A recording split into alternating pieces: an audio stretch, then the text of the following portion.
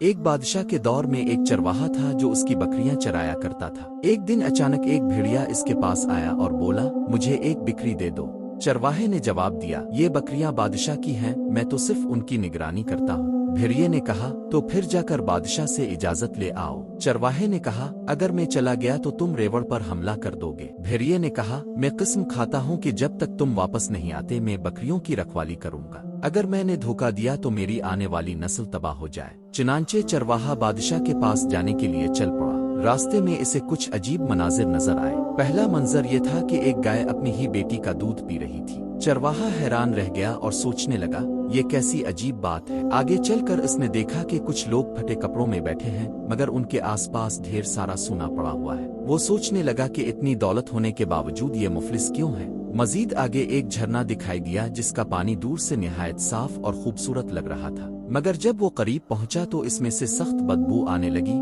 اور وہ فوراً پیچھے ہٹ گیا۔ آخر کار وہ بادشاہ کے پاس پہنچا اور سارا واقعہ بیان کیا۔ بادشاہ نے بھیڑیے کو ایک بکری لینے کی اجازت دے دی۔ چرواہے نے کہا، مجھے راستے میں جو عجیب مناظر دکھائی دیے ان کی حقیقت بتائیے۔ بادشاہ مسکرا کر بولا، گائے کا اپنی بیٹی کا دودھ پینا اس بات کی علامت ہے کہ آخری زمانے میں مائیں اپنی بیٹیوں کی کمائی پر جگی۔ وہ لوگ جن کے پاس سونا تھا مگر کپڑے پھٹے تھے، وہ ان لوگوں کی مثال ہے جو حرام مال سے امیر ہوتے ہیں۔ پیسہ ہوتا ہے مگر اس میں برکت نہیں ہوتی۔